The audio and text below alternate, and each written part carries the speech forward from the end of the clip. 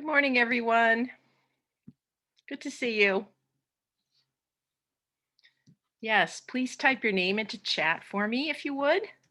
Good morning. Good to see you.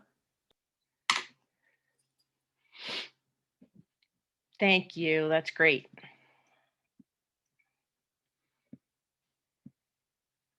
All right.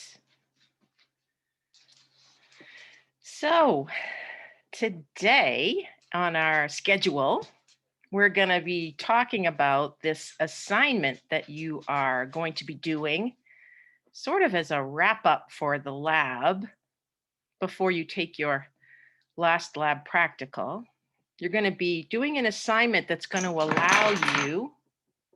allow you to use everything that you've learned about testing in the microbiology lab. You're going to be able to take a set of data now, test results basically, about some unknown organism.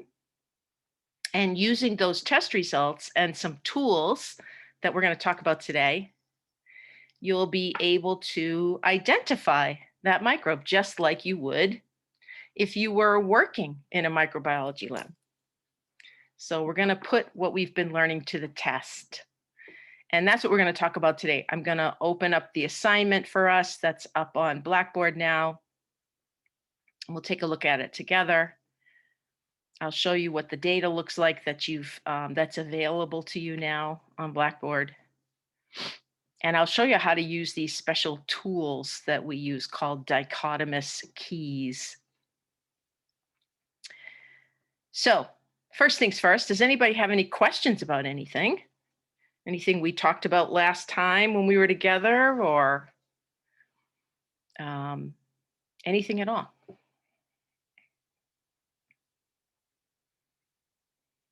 Okay. Well, if something does come up and you want to ask a question, feel free. Type it in the chat, no problem.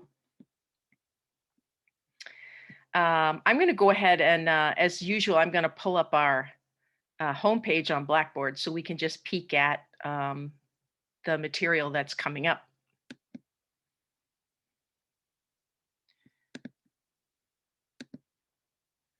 All right, get rid of that. So I'm just up on our course content page and I have clicked on this week. So you can see we're in week 10, the week of April 5th. Here's your list. We looked at this last time. Remember, you don't have any lecture videos to watch this week because we're kind of heavy in lab material this week. You do have lab questions to answer and submit by Sunday at midnight. And as of today, we're going to begin this assignment about identifying an unknown microbe. So if you scroll down here in the week, here's that link you clicked on for the lecture exam. Here's the lab questions for the respiration. And here's a folder that contains all of the information you're going to need for this assignment called Identification of an Unknown Microbe. So I'm going to go ahead and click on that. You can see there's an instruction sheet in here for you. There are 2 dichotomous keys in here.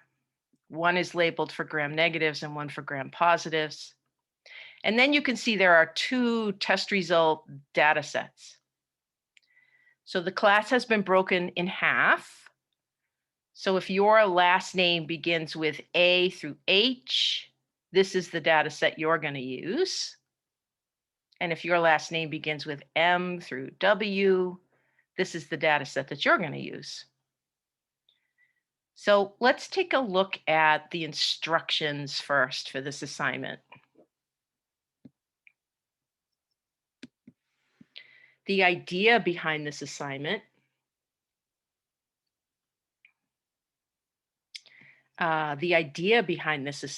is that we've been looking at all of these tests or these procedures that we do in the microbiology lab and how we interpret them. We started off by doing something like gram staining. We talked about how we would make a smear of bacteria on a microscope slide. And we talked about this gram staining procedure.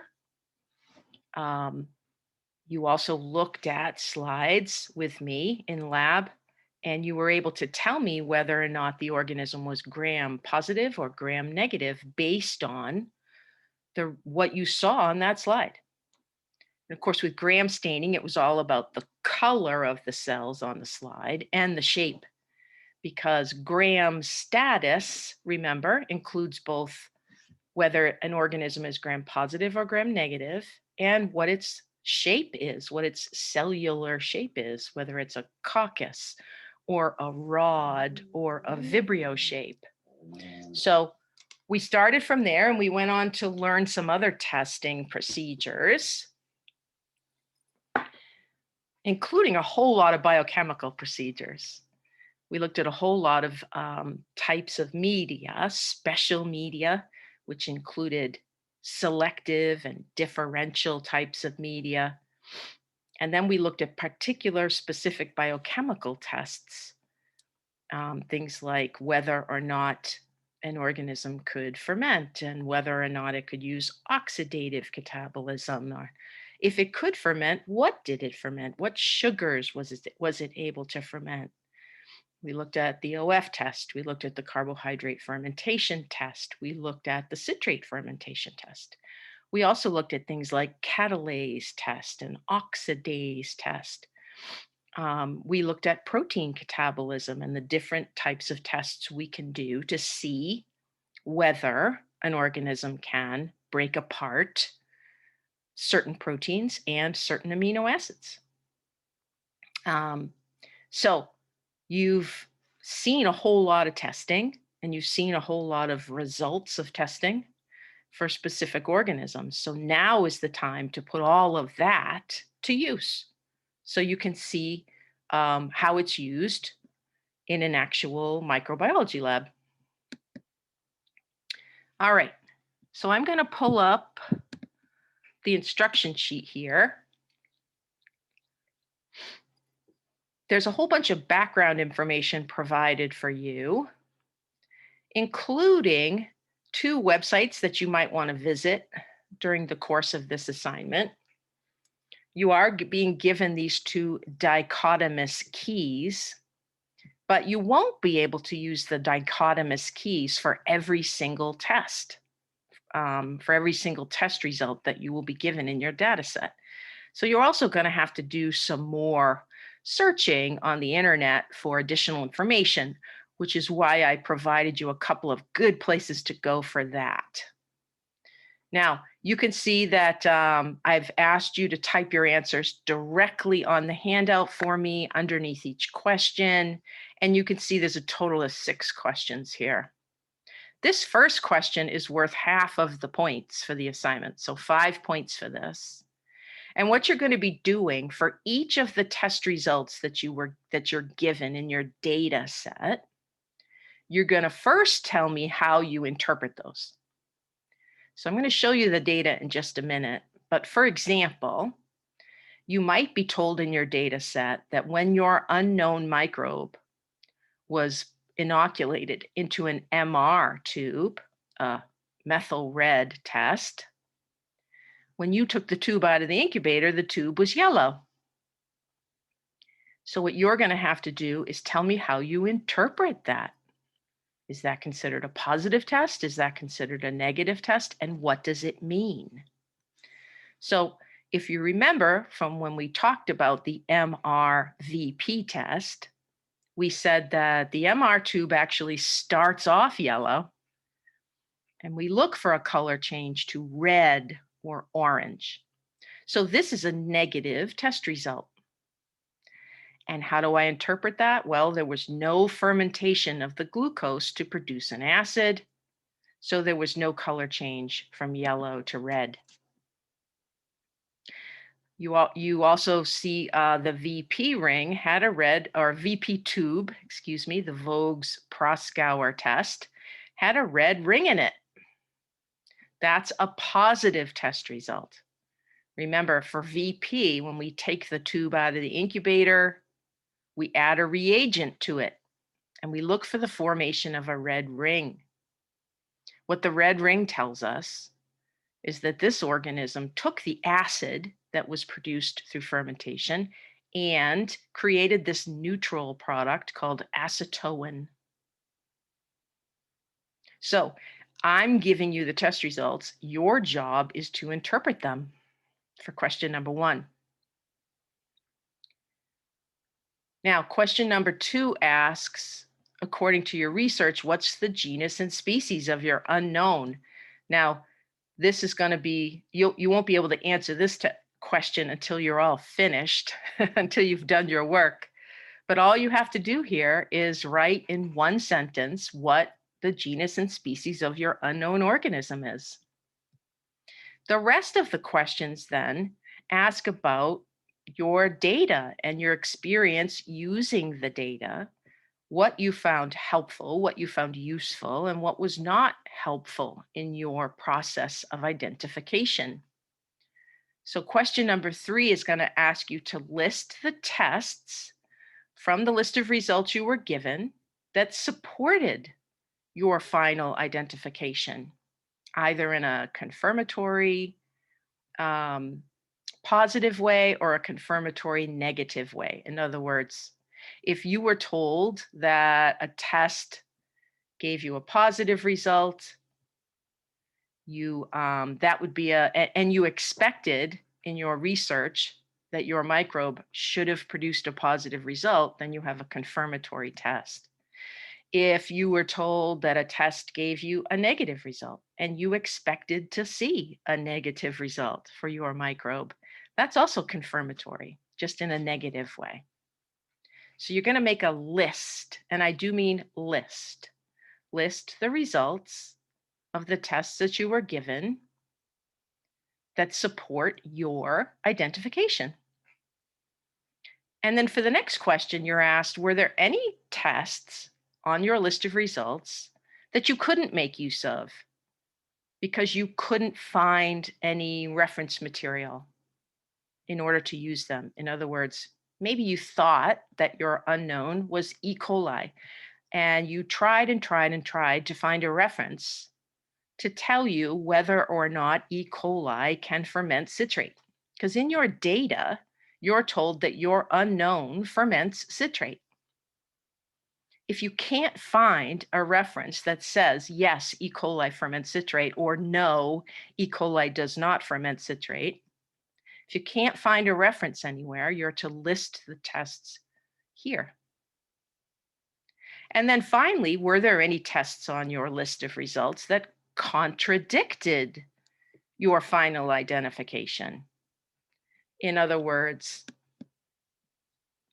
in your data set, if it said, this organism can ferment sucrose, and when you went and looked at the dichotomous keys and you went and you did some research online, you decided that your organism was Proteus mirabilis, let's say, and everywhere you looked, it said that Proteus mirabilis cannot ferment sucrose. That's a contradictory result, isn't it? Your data says that your unknown did ferment sucrose, but you're pretty sure your unknown is Proteus, and everything you read says that Proteus cannot ferment sucrose. That's a contradictory result, isn't it? How do we interpret contradictory results? Well, if you have, let's say, 20 test results and 19 of them support your identification as being Proteus, but one of them doesn't, you might still say, well, I still think it's Proteus mirabilis, because 19 of these results said, yeah, it's Proteus mirabilis. Remember, sometimes when we're in the laboratory, sometimes we're going to run tests that just don't seem to make sense to us. Every once in a while, you're going to get a test result that doesn't make any sense. And it's your job as the student of microbiology to interpret that Is it possible that the test was run incorrectly? Is it possible that you got a strain of an organism that has a different trait? If 19 out of 20 of your test results suggest that your unknown is Proteus mirabilis, you should feel pretty good about saying that you think this is Proteus mirabilis, even though you got one result that said otherwise. If there's no other organism that fits those 19 results, then it's probably Proteus mirabilis. In other words, this is not a perfect science, is it? Microbiology, like all science, is not perfect. You're never going to get perfect results in the laboratory. You hope that you'll come as close to perfect as you can, but sometimes you're going to get results that contradict your conclusions. And I want you to list them on your assignment if you got any contradictory results. The very last question on the assignment simply asks you to list any internet sources that you used. Just like you did in your pathogen project, which, by the way, I'm still working on, still grading. You're going to tell me what source materials you used. Most of you will be using internet-based source materials since we are remote right now. But what you'll want to do is give me a citation so that I can see what material you used.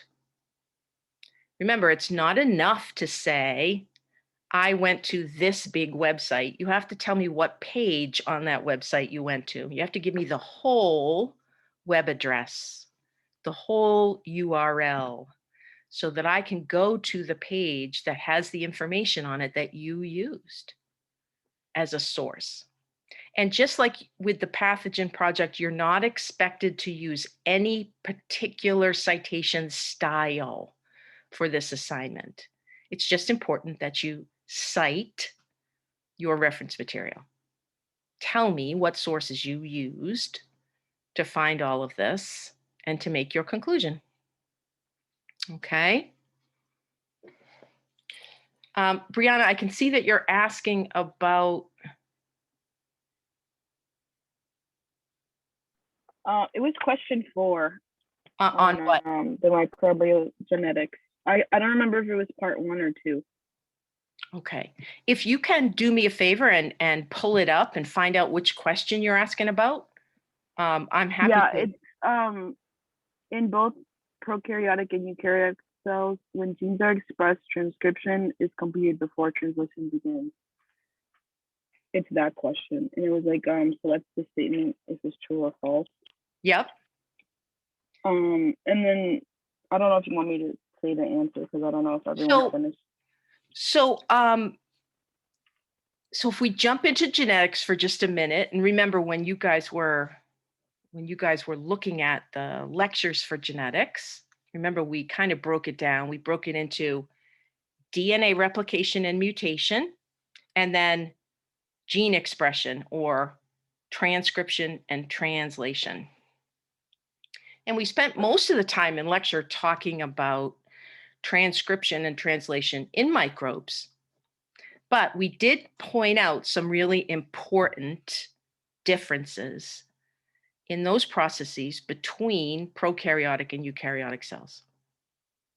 So, transcription, remember, is the process where a cell takes the DNA molecule and uses it to make an RNA molecule.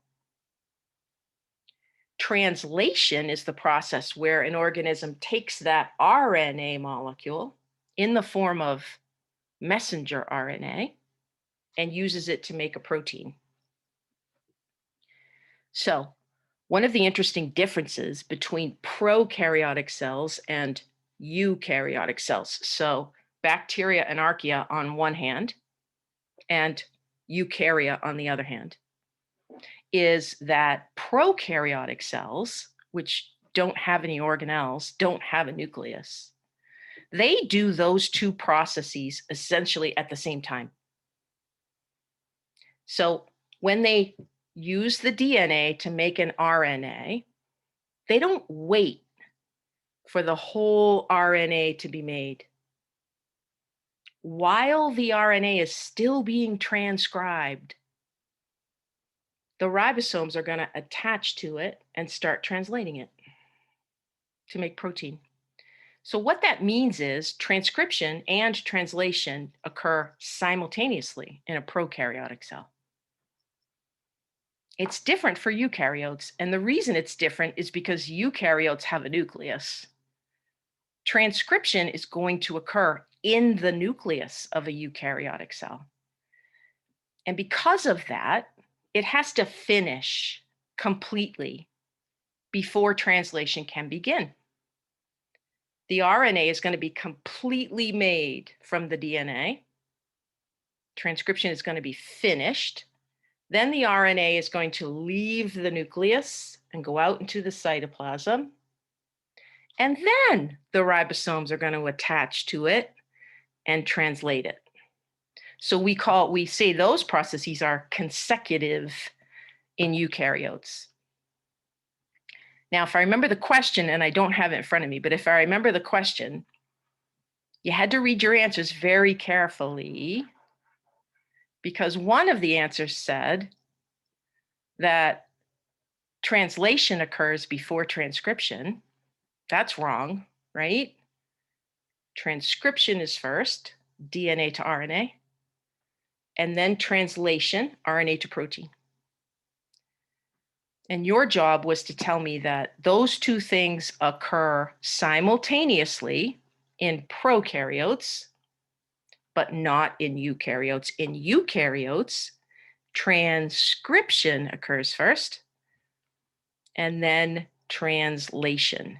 So you had to be careful not to mix those up either on that question. Okay. I think that if you want me to like restate the answers. Sure, if you'd like to, or you can tell me what you chose. Okay, I chose false. In prokaryotic cells, transcription and translation occur simultaneously, creating polyribosomes. In eukaryotic cells, translation is completed before transcription begins. Okay, now can you see what's wrong with that? Oh yeah, never mind. Translation is the second one. That's right. Yeah. So that was hard, right? I mean, that was an easy thing to miss. Yeah. Right? Yeah. It's so hard for students to remember which comes first. I can tell you just a little trick that I use in regular language, so not scientific language, but in regular language. A transcript is a copy of something.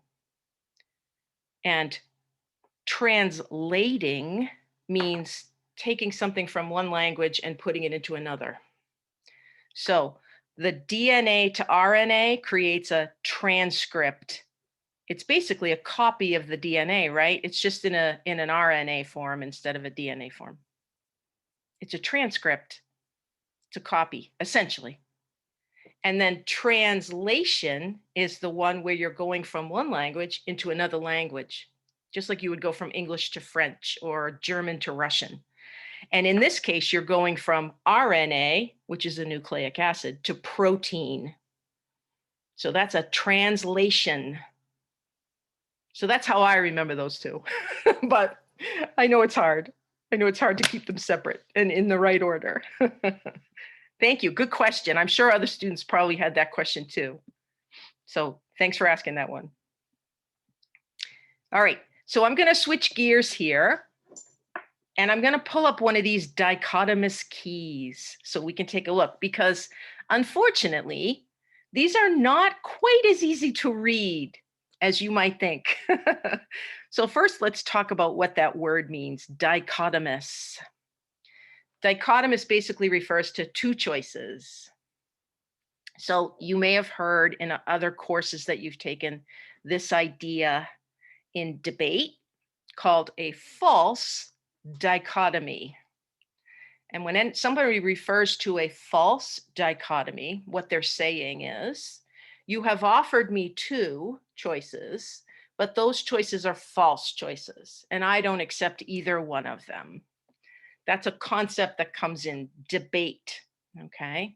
Now, in science, when we talk about dichotomy and using dichotomies, we're usually talking about using these keys or these charts.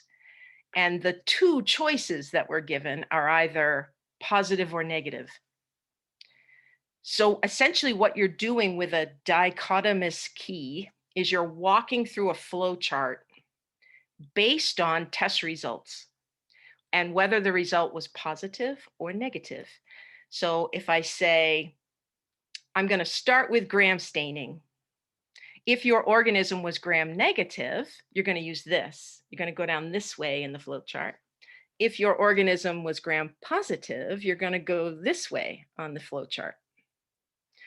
The fermentation test. If your organism fermented glucose, you're going to go this way on the flow chart. And if your organism did not ferment glucose, you're going to go that way on the flow chart. So it's a key. And you have to follow the key all the way down using test results in order to get to the bottom, which shows the identity of your organism. Now, in this assignment, you're only given 2 dichotomous keys. You're given 1 key to use if your data shows that your organism was gram positive, and you're given 1 key to use if your data shows that your organism was negative. And like I said a moment ago, these keys are not written quite as obviously as you would think. So let's take a look.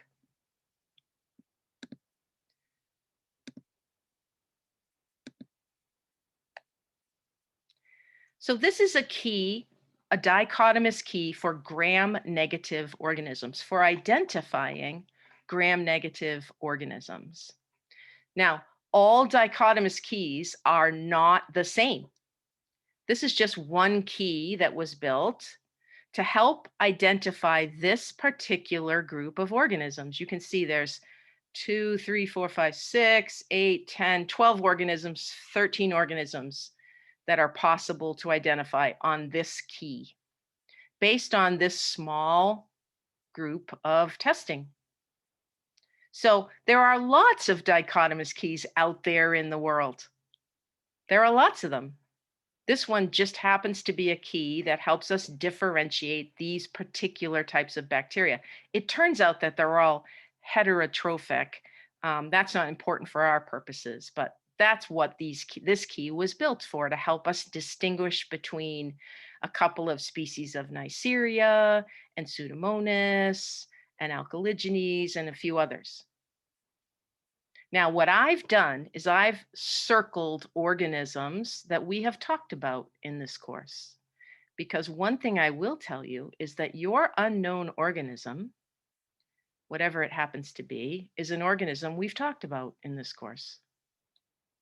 Okay, Proteus, actually, I'll take that back. We actually only looked at Serratia briefly in the colony morphology. Serratia is the one that grows as a red colony, if you remember from your Serratia, from the colony morphology video. Serratia grows as a red colony, which is a real identifying feature of that organism. So we've mentioned them, but we may not have done other tests on them. So let's take a look at this key and see if we can work through it.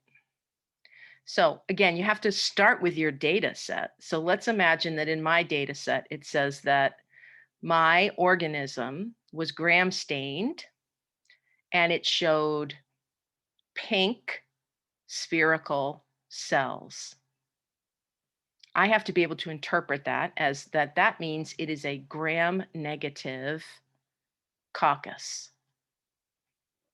So I start at the top. I know my organism is gram negative. Yes.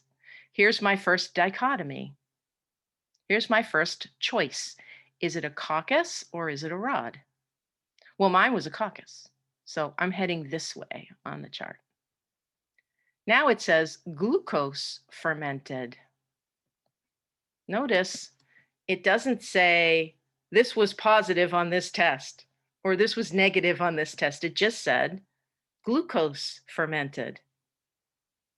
This is where it gets a little tricky. What tests did we look at that determine whether or not something can ferment glucose? There were a couple of them, weren't there? So the first thing you have to be able to do, just like with your data, is interpret that. Glucose fermented. What does that mean? Well, we did something called an OF test, remember? And the OF test had one tube covered in oil and one tube open to the air. And it told us whether or not an organism was oxidative or fermentative. So I would have to know that I could look at OF test results. And did my OF test results indicate that my unknown could ferment glucose?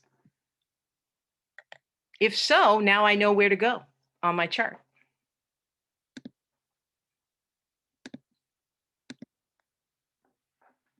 Yeah, let's say on the OF test, on my data set, in my data set, it says that my organism made the green OF tube turn yellow in the oil-covered tube. That tells me that glucose was fermented. Okay, so I'm going to go positive here. See, there's a positive choice and there's a negative choice. This positive and this negative belong to this. You have to ask yourself, did my organism ferment glucose? My choices are yes, positive, or no, negative. Well, mine did, because my OF oil-covered tube turned yellow. Now I have another question. Was nitrate reduced?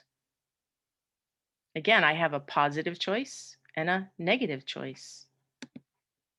How do I know if my organism can reduce nitrate? Well, we did a test called the nitrate reduction test. And we talked about what results mean positive and what results mean negative. Remember, if you take the nitrate reduction tube out and you put in reagent A and reagent B and it turns red, you have a positive test for nitrate reduction. But we also said, if you put A and B in and it doesn't turn red, and then you put zinc in and it still doesn't turn red, then you've also got a positive result. So again, you've got to know how to interpret your test results. First thing you got to do is go through your data and interpret it. Let's say in your data set, it says nitrate reduction tube turned red after zinc was added. You got to interpret that. That's actually a negative result, isn't it? If you add reagents A and B and it doesn't turn red, the next thing you have to do is add zinc. If it turns red with zinc, that's a negative result because the microbe didn't reduce the nitrate, the zinc did. So first things first, you interpret all your data. Then you go with your interpreted data into the dichotomous key. Let's look at another one.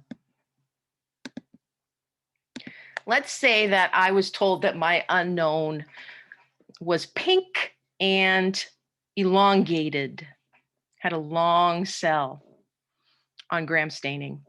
Now I know it's a gram-negative rod. If it's a spherical cell, it's a coccus. If it's an elongated cell, it's a rod. Notice that this key doesn't involve any other shapes, right? We know there are other shapes. There are spirilla and there are spirochetes and there are vibrio or comma-shaped cells. This key just doesn't deal with those. I would have to go to a different key to deal with those. But I know I have a gram-negative rod, so I can use this key. So gram-negative rod, I'm going this way. The next thing it asks me about is the oxidase.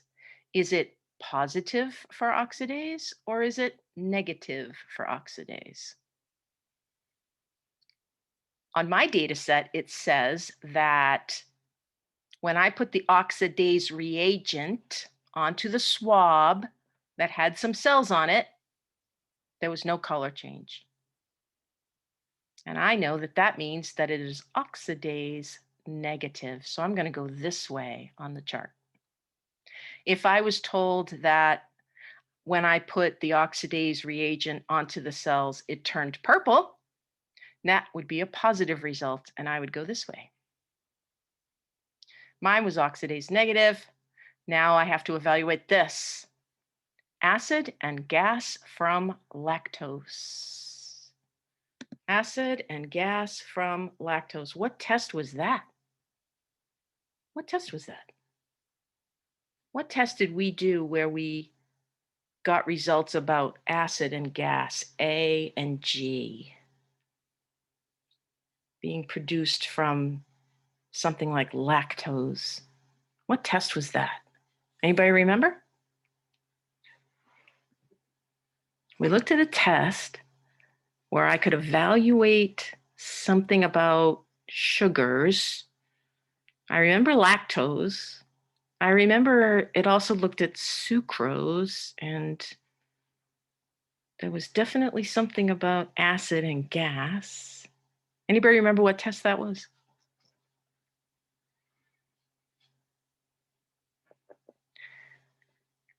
That was the carbohydrate fermentation test. Remember these? Remember these red tubes with the germ tube in them? We put the organism into the tube. We incubated it overnight. We looked for a color change and any gas production. That's what that result is about. That's your carbohydrate fermentation result. So I can go to my data set and I can look, well, what did my microbe do on carbohydrate fermentation? Let's say that my microbe had an A/G on that test for lactose. So it produced both acid and gas. I'm going to go this way for positive. I'm going to go this way for negative. Mine was positive. Mine produced A and G. Next question. Citrate utilized. It's talking about the citrate fermentation test. And it's asking, did your organism ferment citrate or not ferment citrate? Did the tube turn blue or did it stay green? Let's say that my unknown organism stayed green on the citrate fermentation test. This is the positive direction, so I don't want to go there. This is the negative direction. Up, I'm at an identification. E. coli.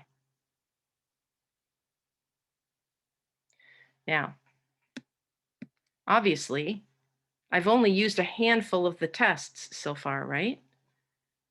There's nothing on that key that talks about catalase test results. There's nothing on that key that talked about other types of tests that we've done in the lab. There's nothing on there. There's no phenylalanine deamination test. There's no cysteine desulfuration test listed. I've only used a few of my results in my data set. So even though the key leads me down to E. coli, that's what we call a preliminary identification. The dichotomous keys are going to give you a preliminary identification. So now I can say, I think it's E. coli because I have that from the key. Now what do? Well, now I need to confirm that it is E. coli by using all the other test results in my data set. Now I need to go online and I need to find some source materials that tell me, well, what does E. coli do in terms of phenylalanine deamination? Is it positive or is it negative?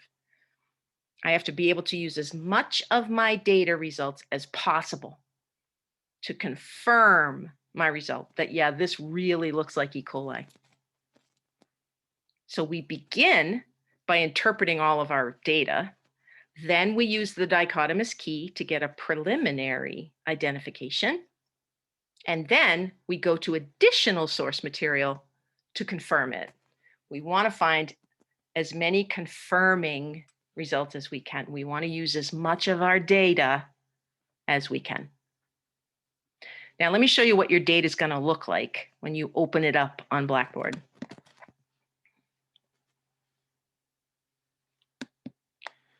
This is, let's see if this is the right one. Yeah. So if your last name begins with A through H, this is the data set that you're going to be using. And again, it's right up on Blackboard for you. Here's the data right here. And as you can see, this data does not say gram-positive and ferments glucose. It doesn't say things like that. Instead, it says on a wet mount, these cells were motile. I didn't see that in the dichotomous key. So I'm going to have to go online and find out if what I think my unknown is a motile organism. It does say gram staining showed a pink colored rod-shaped cell. Oh, so I have a gram-negative rod. Grew on EMB, pinkish purple colonies, no green metallic sheen. No growth on 7.5% mannitol salt agar. In the thioglycolate tube, grows throughout the tube, but most growth in the oxic zone. First thing you got to do is go down that list and interpret that data. Is that a positive or a negative result according to that test? And what does it mean? What does it mean? What does it mean when an organism grows throughout a thioglycolate tube, but grows best in the oxic zone? If you go back to that test, to that lab, you'll remember that that's the way a facultative anaerobe grows in a thioglycolate tube. So my data set now has told me that my unknown is a facultative anaerobe. I'm going to have to, once I use my key, my dichotomous key to get a preliminary identification, I'm going to have to go online and look for a source that tells me that, yes, yeah, E. coli is a facultative anaerobe. So there, I have a confirmation. I have a confirmatory result. Okay, so that's how you do this assignment. Open up your data set, interpret it.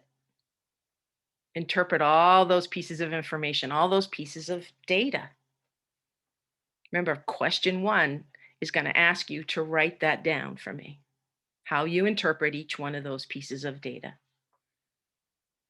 Then I'm going to go to my key, gram-positive or gram-negative. Both of them are posted for you. And I'm going to go through the key using my data till I get to an organism. And that's going to be my preliminary identification. Then I'm going to have to go to the internet and I'm going to have to check. I'm going to have to check each one of my results. And does that result match my preliminary identification or not? So that at the end, I should be able to say, yeah, I really do think this is E. coli. The dichotomous key says it's E. coli, but then when I went through my data,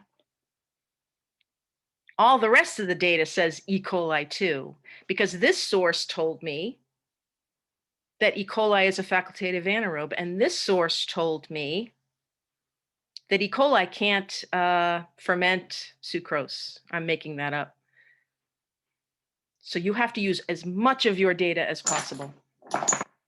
As much of your data as possible to confirm your result.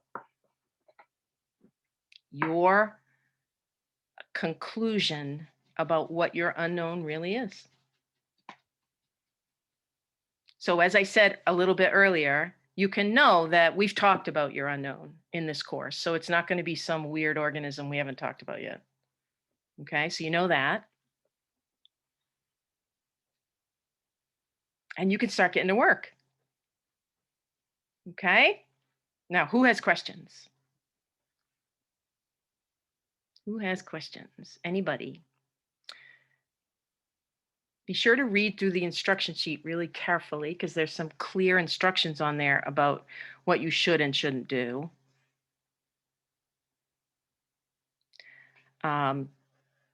Remember that there are 2 data sets up there. There are 2 data sets posted for you.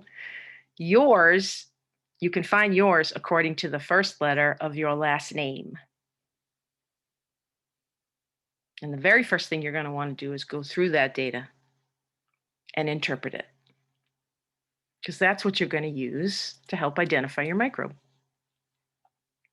Now, I did give you 2 suggestions of websites to visit to find more information about your unknown. Those 2 are really good. Microbe Online, and I think the other one was microbewiki.com. But if you find another web source, if you find another internet web source that you found useful, you can certainly use that. Just tell me what source materials you used. There is one website that I don't want you to use. Just one. I don't want you to use Wikipedia. Okay? You can go anywhere else, but don't use Wikipedia. Listen, Wikipedia is a decent website and it has lots of great information about lots of different things. But Wikipedia is not a website that has been, vetted by anyone. Anybody can post on Wikipedia. So the truth of the matter is, you don't know if the information on Wikipedia is accurate or not. Now, you could say, I don't know if any information on the internet is accurate. You're right. But there are some websites that are just more reputable than Wikipedia. So for this assignment, I don't want you to use Wikipedia. I want you to use other source materials. Don't forget, your textbook is a source, and your textbook has some dichotomous keys in it. And your textbook has lots of information about lots of different microbes in it. So don't hesitate to go to your textbook either. Okay, it's a good source. All right, any questions?